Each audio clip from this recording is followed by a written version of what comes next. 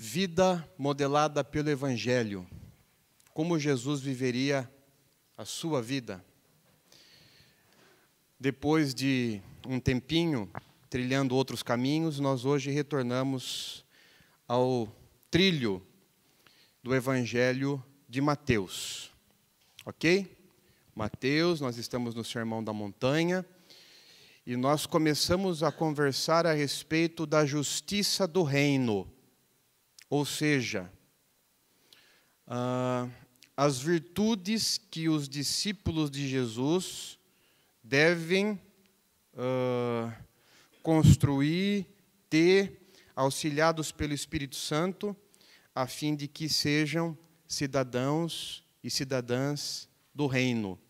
Nós estamos falando sobre a justiça do reino, a vida justa, a vida virtuosa. Jesus disse que a vida dos seus discípulos, o modo de vida dos seus discípulos deve superar em muito o estilo de vida dos fariseus. E é sobre isso que nós estamos conversando. Hoje, o tema é agudo. Adultério no coração. Chegamos naquele texto em que Jesus fala a respeito de adultério, como ele coloca isso para os seus discípulos. No trecho anterior, ele falou a respeito de ira, de desprezo, e agora ele vai falar a respeito do adultério, o adultério no coração. Texto bíblico, Mateus capítulo 5, versículos 27 a 30. O texto bíblico diz assim: vocês ouviram o que foi dito, não adulterarás. Mas eu lhes digo, qualquer que olhar para uma mulher para desejá-la, já cometeu adultério com ela no seu coração. Se o seu olho direito o fizer pecar, arranque-o e lance-o fora. É melhor perder uma parte do seu corpo do que ser todo ele lançado no inferno. E se a sua mão direita o fizer pecar, corte-a e lance-a fora. É melhor perder uma parte do seu corpo do que ir todo ele para o inferno. Que palavra, não? E imagine que você saiu da sua casa num domingo frio para ouvir isso. Essa palavra, uma palavra dura, duríssima. Mas será que Deus não tem um ensino para o nosso coração? Será que Deus não quer nos curar, nos libertar, nos colocar, nos pôr nos trilhos? As crianças já foram retiradas da sala, não é isso? Então hoje nós vamos falar um pouquinho a respeito de sexualidade. Até porque uma das críticas que eu sempre ouço na igreja é: Gustavo, a igreja nunca fala sobre sexo. Nunca fala. A igreja nunca conversa sobre isso. A igreja não trata essa questão. E é verdade mesmo. Existe um silêncio que é quase absoluto. E aí as pessoas aprendem ou desaprendem na rua, na escola, na faculdade, na universidade. Aprendem com celebridades que se metem a falar sobre sexualidade, sobre sexo. As pessoas aprendem por aí. Mas aí eu penso, será que Jesus não tem algo para nos dizer? E algo super, hiper, mega, blaster importante? Eu julgo que sim. E esse texto, ele é riquíssimo, eu diria. Esse texto é riquíssimo. E a minha oração ao Senhor é: usa-me, usa-me, usa-me, para que esse tempo de compartilhamento seja libertador na minha vida e na vida dos meus irmãos, seja curador, seja terapêutico na minha vida e na vida dos meus irmãos. Grosso modo, a coisa é mais ou menos assim. é como se Deus tivesse dado para nós uma granada, puxado o pino e dito assim: agora é com você, negão. Essa é a sexualidade. É assim que nós lidamos com o sexo, como se Deus tivesse dado uma granada para nós e Ele mesmo puxado o pino. Então, estamos com uma bomba na mão. Como é que eu lido com isso? Eu deixo ela explodir ou eu não encaro como uma bomba, eu encaro como um presente? Porque a sexualidade é um presente que Deus deu ao ser humano. É que a gente lê muito rapidamente os primeiros 3 capítulos da Bíblia. Na verdade, a gente pula os primeiros 2 capítulos da Bíblia, já vai direto em Gênesis 3, a queda, e aí a gente começa a ler a Bíblia, com Gênesis 3 na cabeça. Mas se você já leu, e eu sei que você já leu Gênesis 1, Gênesis 2, você sabe que Deus disse assim: depois de ter feito tudo, Deus disse: é tudo muito bom. É tudo muito bom. Esse é o resultado da criação de Deus. Depois que Deus fez tudo, Deus criou o universo, criou cada detalhe, criou eu, criou você, criou tudo. Deus viu que era tudo muito bom. Vamos linkar a nossa sexualidade com isso. Ah, Gustavo, mas tem Gênesis 3. Sim, tem Gênesis 3. Por isso que tem Mateus 5, de 27 a 30. Mas a gente não pode pensar que a sexualidade é feia, que o sexo é pecado. Não podemos pensar dessa maneira. Precisamos pensar que a sexualidade e o sexo são, ou é, um presente que Deus deu. Agora, temos lidado bem com esse presente? Ou temos feito desse presente uma bomba, uma granada? Essa é a questão. Não orei ainda, né? Vamos orar?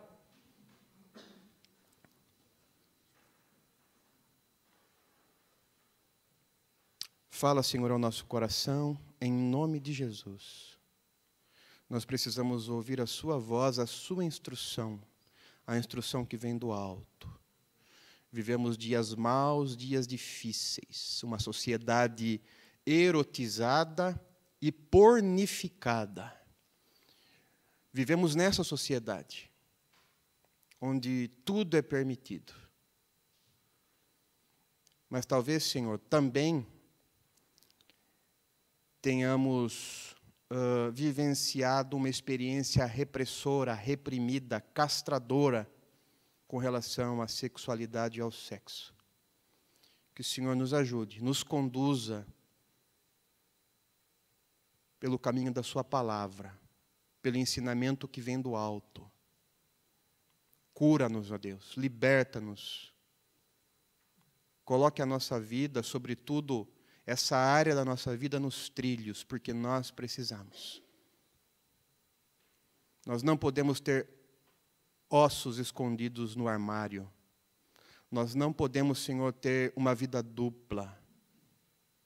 Nós não podemos, Senhor, permitir que as nossas sombras interiores nos dominem. Por favor, pelo Seu Espírito Santo que habita em nós, fala conosco, age na nossa vida. Em nome de Jesus. Amém. Do que Jesus está falando? A respeito do quê? Bem, se você tem a Almeida Revista e Atualizada no seu coração, é o meu caso.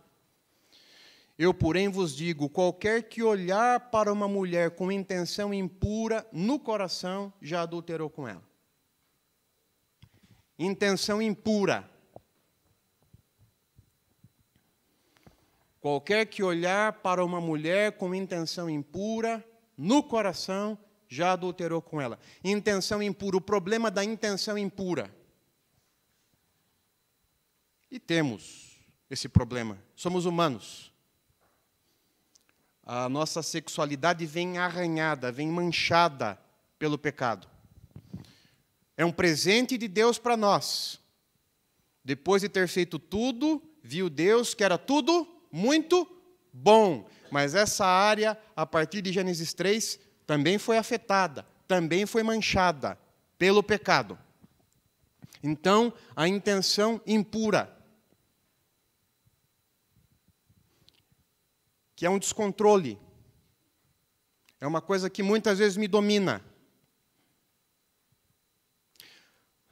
Mas será que a Ara consegue dar a amplitude daquilo que Jesus está querendo dizer para nós? Talvez não. Por isso, vamos voltar para a NVI. A NVI, a Nova Versão Internacional, como nós já lemos, mas eu lhes digo, qualquer que olhar para uma mulher para desejá-la, já cometeu adultério com ela no seu coração. A expressão grega sugere desejar, é a própria tradução. Ansiar por, cobiçar. Desejar, ansiar por, cobiçar. Qualquer que olhar para uma mulher para desejá-la, ansiar por ela, cobiçar, já cometeu adultério com ela no seu coração. A questão do desejo. Intenção impura, a Almeida Revista e Atualizada, a Nova Versão Internacional fala a respeito de desejo. O desejo. O desejo. Complicado, né? Mas vejam, tudo começa com uma atração física. Você é atraído fisicamente. Daí nasce um desejo que em si pode ou não ser pecaminoso. Esse é o ponto. Eu fui atraído fisicamente, eu desejei, mas ainda não é pecado. Porque pensem comigo, as pessoas que já se casaram. Então, o papo é com vocês aqui, mais de perto, mais propriamente. Tudo começou por um interesse estético. Ai, como ela é bonitinha. Nossa, que gatinho. Tudo começou com um interesse estético. Passo subsequente, um interesse afetivo. Um interesse afetivo. Puxa vida, queria tanto um carinho, um chamego, um abraço, um beijinho. É um interesse afetivo. Mas ainda existe o passo subsequente, que é a atração sexual. É a atração sexual. Gustavo, mas e a nossa santidade? Meu irmão, isso faz parte da boa criação de Deus. Deus dotou isso, colocou isso em mim, em você. Essa capacidade de nós sermos atraídos esteticamente, afetivamente e sexualmente. É assim com a criação de Deus. Vamos pensar o contrário? Imagine se não houvesse desejo nenhum em nós. Imagine se não houvesse desejo nenhum em você. Nenhum. Você e uma alface, a mesma coisa. Desejo nenhum. Sabe o que eu diria de você? Está doente. Você está doente. O desejo não pode ser demonizado.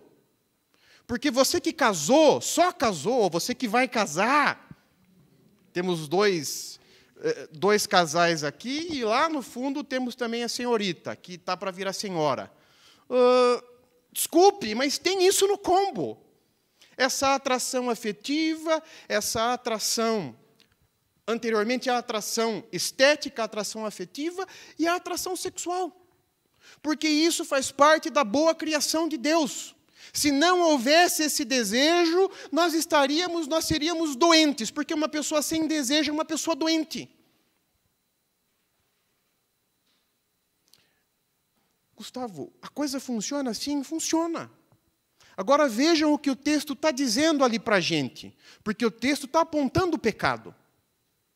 O texto está apontando para o pecado. O que está em vermelhinho no versículo?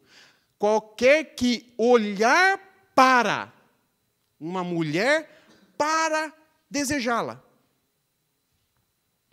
Então tem o desejo, ansiar por, cobiçar, é uma atração física com uma intenção.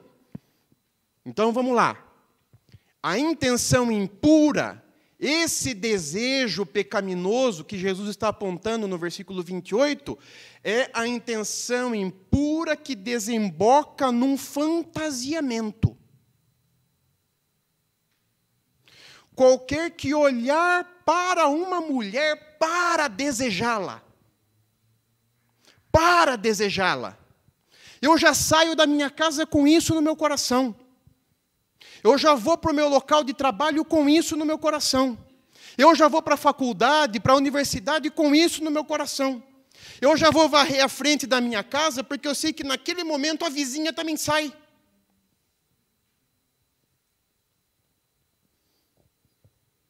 Esse é o pecado retratado em 5:28. É aquele fantasiamento, porque esse é o problema do desejo. Na maioria das vezes, 99,999, me ajudem, 999 dos casos é algo que a gente não consegue controlar. E que muito possivelmente, muito provavelmente, desemboca no fantasiamento. Então, olhar para uma mulher para desejá-la. É diferente, por exemplo, de eu olhar para uma mulher e, de repente, me vem um pensamento. Mas não é algo premeditado. Me vem um pensamento de súbito. E eu deixo aquele pensamento passar. Porque não foi algo premeditado. É como a ira. Ficar irado é pecado? Sim ou não? Ou não sei, estou em dúvida. 3 segundos para pensar. 1, 2, 3. Ficar irado é pecado? O que Paulo diz? Irai-vos e...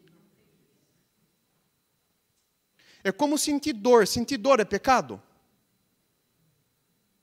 E a questão desse impulso? Em si, não é. Mas pode ser. Pode ser porque a intenção impura, o que é? É o fantasiamento. É o fantasiamento. Putz, Gustavo, não estou entendendo nada, cara. Frio, esse texto pesado, você falando um monte de coisa, então vamos ter uma aula agora. Precisamos ter cuidado de perceber que o desejo sexual não é errado como resposta natural e impremeditada, assim como a ira ou a dor. Tem uma função essencial na vida e, desde que desempenhe essa função, é uma coisa boa e correta. Eu não gostaria de ser uma alface. E eu sei que você também não gostaria de ser uma alface. E graças ao Eterno, Ele nos dotou com o desejo. Nós somos atraídos sexualmente pelas pessoas. Agora, o que nós fazemos com isso é que é o ó do borogodó. É o que é. Vamos agora para o texto para a gente entender, se é que nós não entendemos. A terminologia de Mateus 5:28, olhar para uma mulher para desejá-la, refere-se ao ato de olhar para uma mulher com a intenção de desejá-la. Ou seja, desejamos desejar. entregamo-nos ao desejo.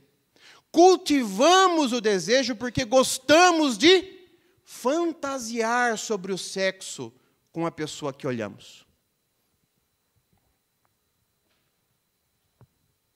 O problema é desejar, desejar. O problema é a premeditação. Demonizar o desejo, a sexualidade, o sexo é um erro. E ser absorvido a ponto de viver fantasias e mais fantasias e fantasiar e viver fantasias, e você olha uma pessoa e você começa a pensar, e você encontra com um amigo, com uma amiga e começa a pensar e a dar vazão a isso e a ser dominado por isso. É o pecado. A justiça dos fariseus. Vocês ouviram o que foi dito, não adulterarás. Resolveu o problema? Estamos falando de desejo. Não adulterarás, a palavra da lei, a letra da lei. Resolveu o problema? Basta eu não adulterar, praticar o ato do adultério e eu estou resolvido? Sou santo? Sou justo diante de Deus? Tenho virtudes cristãs como discípulo de Jesus na minha vida? A questão é que para os fariseus, a conformação exterior era igual justiça ou vida virtuosa. Bastava eu não praticar o ato, não adulterar, eu já estufava o peitinho. E empinava o nariz. E já me via como justo. E já dizia que a minha vida era uma vida virtuosa. E aí, a pergunta que eu lanço. Se é só conformidade exterior, e basta a conformidade exterior para que eu seja justo, ou para que eu tenha uma vida virtuosa, uma boa estratégia não seria amputar o membro pecaminoso do corpo?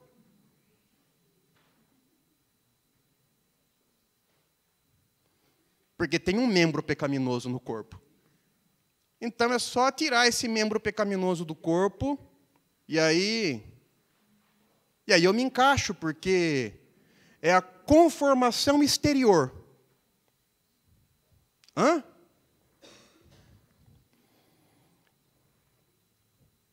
Vamos ler todos juntos? Vamos lá? Se o seu olho direito fizer pecar, arranque-o e lance-o fora. É melhor perder uma parte do seu corpo do que ser todo ele lançado no inferno. E se a sua mão direita fizer pecar, corte-a e lance-a fora. É melhor perder uma parte do seu corpo do que ir todo ele para o inferno. Bem, exemplos de quem praticou. Exemplos de quem praticou Mateus 5, 29 a 30. Orígenes de Alexandria. Um dos pais da igreja. Tidos por muitos como o maior pensador de sua época, sofrendo com o desejo / intenção impura, ele foi lá e se automutilou, se castrou, cortou o pênis. O problema está resolvido.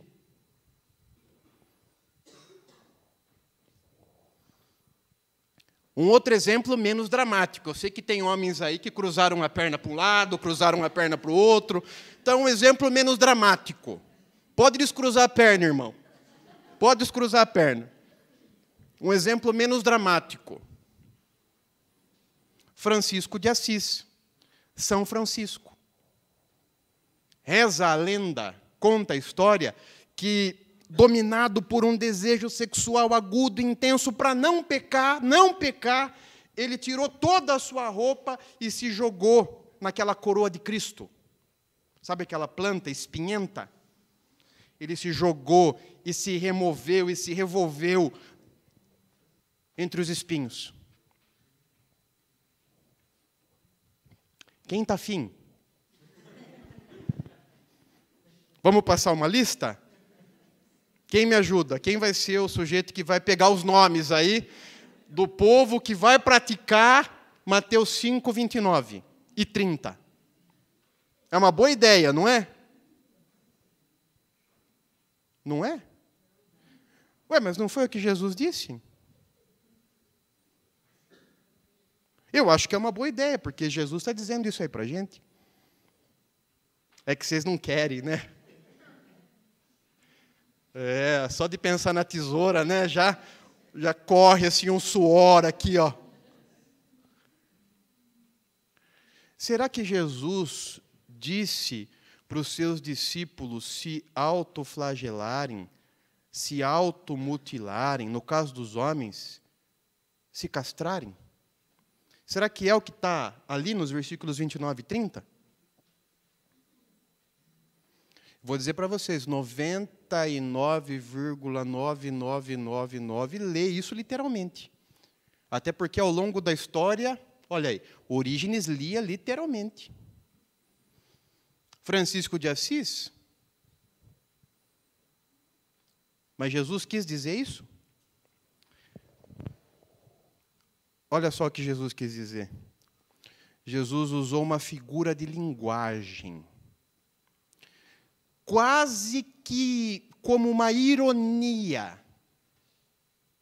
Só que o problema da ironia é que só pessoas inteligentes percebem ironia. Os menos inteligentes, os desavisados, não percebem uma pessoa irônica. Jesus ele usou algo que os estudiosos chamam de redução ao absurdo. Ele estava falando da justiça dos fariseus. Se é pura e simplesmente não adulterar, não praticar aquele ato, então está fácil. Arranque o seu olho, corte sua mão. Se o problema for o ato, só não adulterar. Mas olha só, longe de sugerir que se possa, desse modo, mutilação, alcançar qualquer vantagem junto a Deus, o ensinamento de Jesus nessa passagem é exatamente o oposto. O corpo mutilado poderia ainda abrigar um... Não adianta tirar o meu olho, o meu desejo está aqui, ó. Não adianta cortar uma das minhas mãos, o meu desejo está aqui. Vocês acham que Orígenes nunca mais teve um pensamento impuro? Uma intenção impura? Mesmo depois de ter cortado o próprio?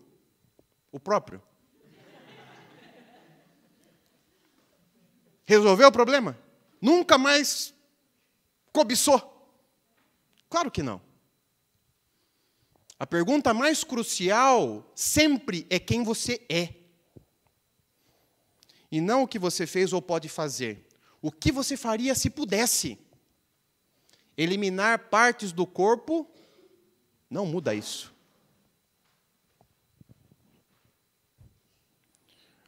A justiça do reino. O que Jesus está ensinando a gente nesse texto? Mas eu lhes digo, qualquer que olhar para uma mulher para desejá-la, já cometeu adultério com ela, aonde?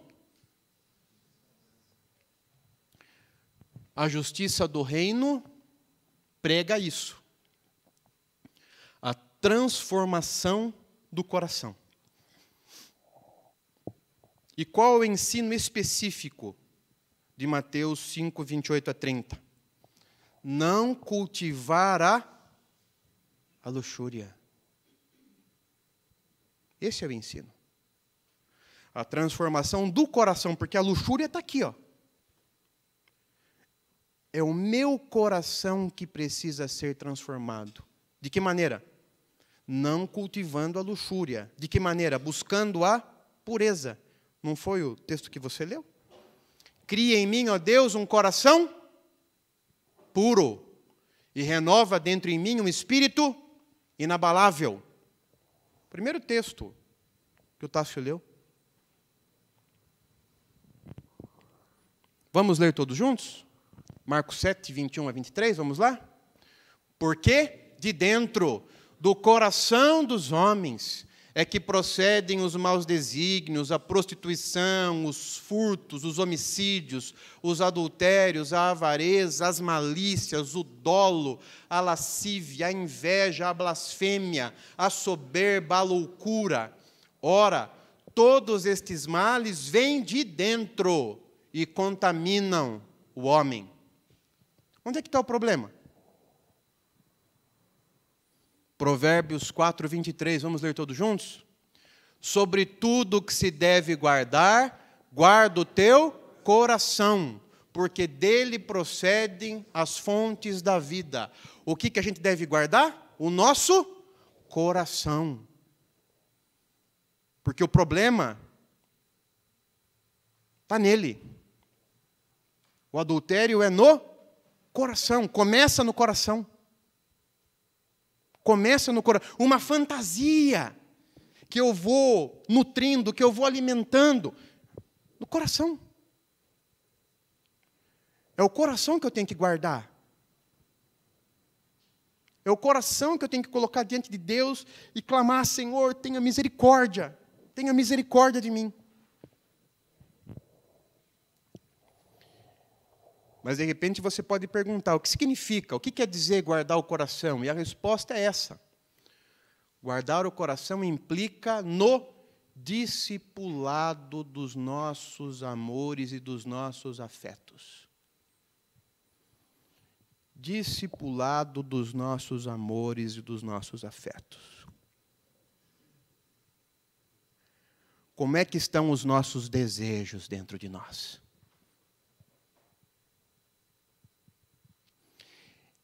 Eles têm sido discipulados?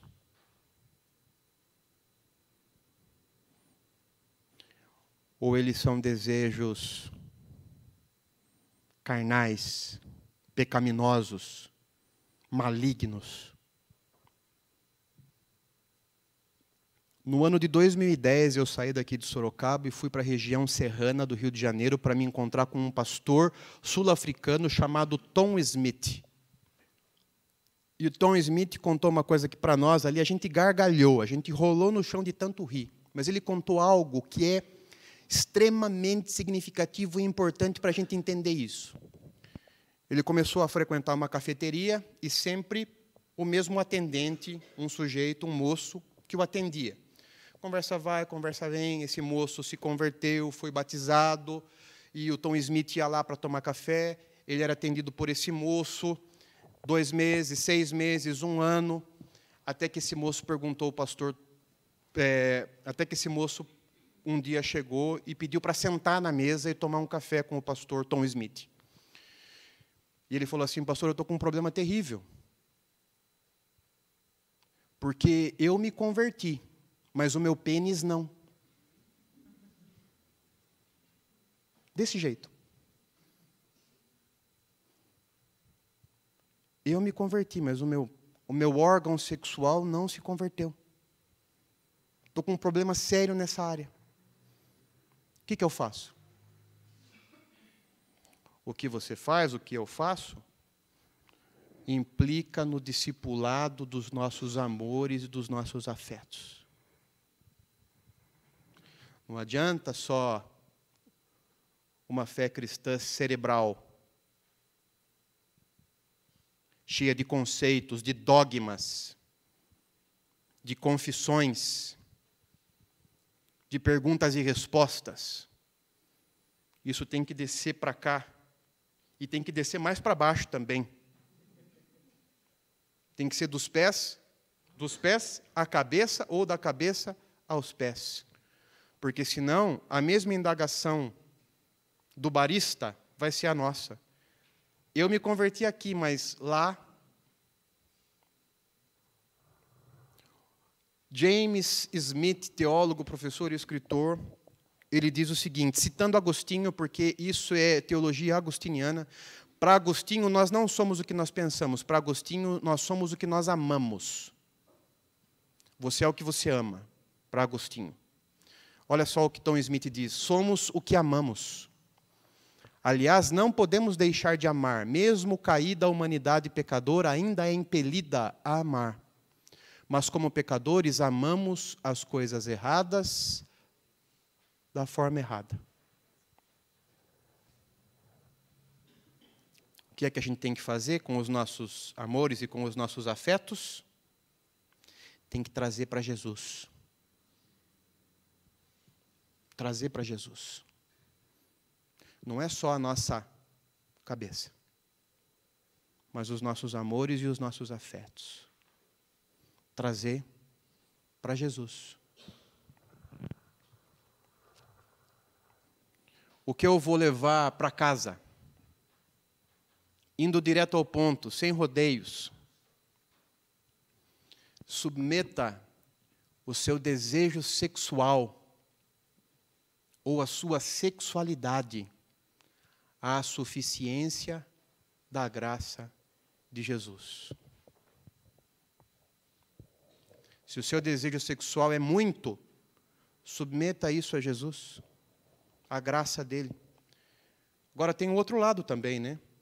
Se o seu desejo sexual é pouco, submeta a suficiência da graça de Jesus. Não pense você que essa área da nossa vida não é uma área espiritual.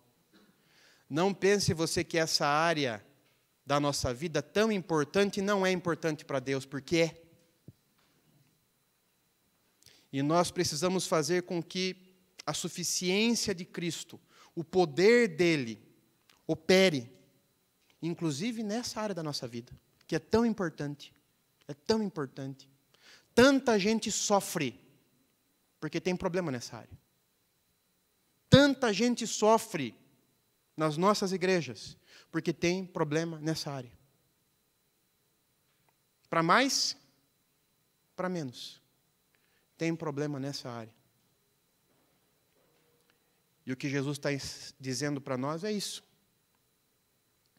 Essa área é importante.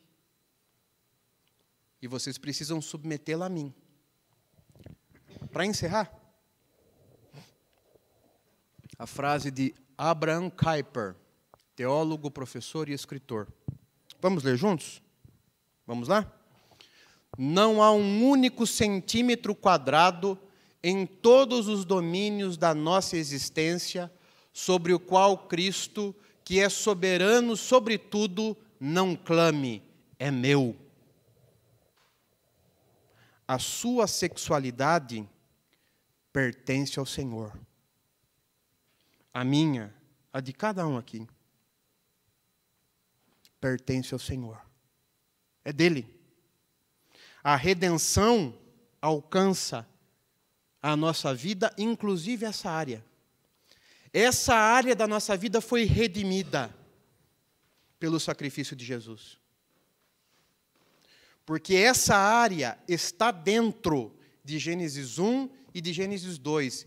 E viu Deus tudo quanto fizera e disse, é bom, é muito bom. Pense nisso. Vivemos numa cultura erotizada, uma cultura pornificada. Algum tempo atrás li uma cultura genitalizada. Olha a expressão, a genitalização da cultura. Mas nós, como discípulos de Jesus, nós não podemos cair nesse erro de crer que aquilo que Deus criou seja algo ruim, porque foi Ele que criou. Nós precisamos santificar essa área na nossa vida. Nós precisamos pedir ao Senhor que nos ajude, porque vivemos tempos doentios, tempos de doença. Que Ele nos ajude a termos sanidade e santidade nessa área. Repito, muita gente sofre dentro das nossas igrejas. Muita gente sofre nessa área. Nessa área. Que o Senhor nos assista na nossa fraqueza. Que o Senhor tenha misericórdia de nós. Que o Senhor nos dê da sua graça nessa área na nossa vida.